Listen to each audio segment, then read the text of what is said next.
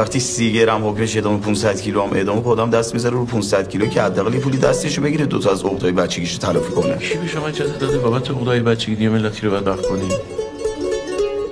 داش بزرگی هم پول نداشتیم واسش کلیه بخریم. افتاد مرد. رفتیم واسش کفن خریدیم متری 6.5، مغازه بغلیش پارچه لباس مشکی مادرم خریدیم متری 4 تومن.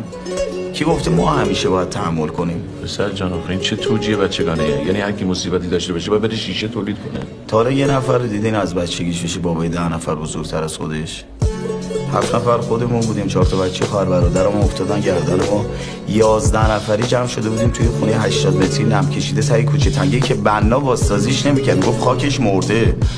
لباسشویی خریدم، 3 ماهی زیرش پوسید، بالاش زنگ زد.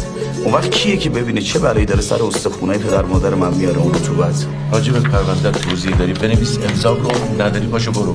من گوشه بازی حرفو برو. بمیرم برای گوشاتون.